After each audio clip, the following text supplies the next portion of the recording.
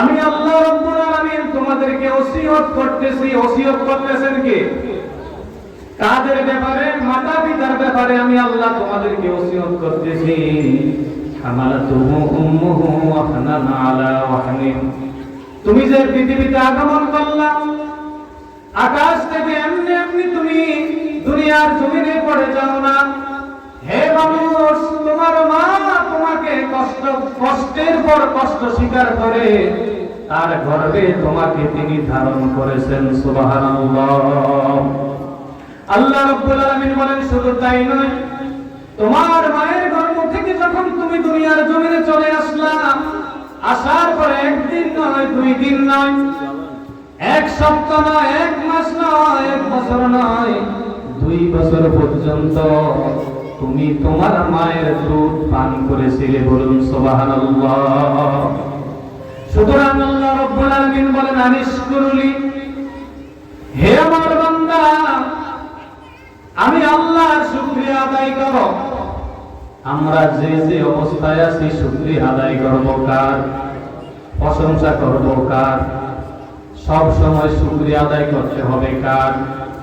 আল্লাহ রাব্বুল আলামিন বলেন, আনিশকুরলি, আমি আল্লাহর শুকরিয়া আদায় করো। ওয়ালি ওয়ালিদাইকা, এবং তোমার মাতা পিতার প্রতিও তোমরা কৃতজ্ঞতা প্রকাশ করো। সুবহানাল্লাহ বলেন।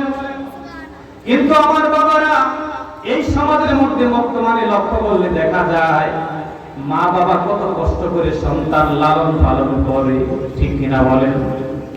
এই সন্তান বড় হয়ে যাওয়ার পরে মাকেও চিনে না, বাবাকেও চিনে না, ঠিক কিনা বলেন? মনে করে সে আকাশ থেকে পড়ে এমনি এমনি বড় হয়ে গিয়েছে। এমন ধরনের সন্তান বর্তমানে আছে না নাই? আল্লাহ রাব্বুল আলামিন বলেন, আনিশকুরলি, 1 নম্বরে শুকরিয়া আদায় করো আমি আল্লাহ। ওয়ালি ওয়ালিদাইকা, তোমার মাতা পিতার শুকরিয়া আদায় করো, তাদের প্রতি কৃতজ্ঞতা প্রকাশ করো। আর তুমি কৃতজ্ঞতা প্রকাশ করো আর না করো, ইলাইয়াল মাসির, এমন একটি দিন আসবে সেই দিন তুমি আমি আল্লাহর কাছে চলে আসা লাগবে। মাও চলে যাবে, বাবাও, ছেলেও চলে যায়, মেয়েও। কেউ এই দুনিয়ার জমিনে চিরস্থায়ী থাকতে পারে? পারার কোন সুযোগ আছে কিনা? এজন্য আমার বাবারা, 1 নম্বরে শুকরিয়া আদায় করতে হবে একজনের। জবান খুলে আওয়াজ করে বলতে হবে, তিনি কে? তিনি কে? আল্লাহ রাব্বুল আলামিন বলেন, ওয়াকাদা রাব্বুকা আল্লা তা'বুদু ইল্লা ইয়্যাহু ওয়া বিল ওয়ালিদাইনি ইহসানা। জোরে বলেন আল্লাহু আকবার।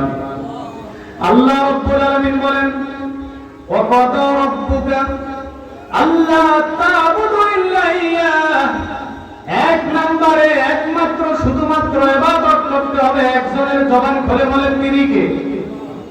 আল্লাহ রাব্বুল আলামিন বলেন, তিনি ছাড়া, আমি আল্লাহ ছাড়া আর কারো ইবাদত করা যাবে না, আর কারো কাছে মাথা নত করা যাবে, মাথা নত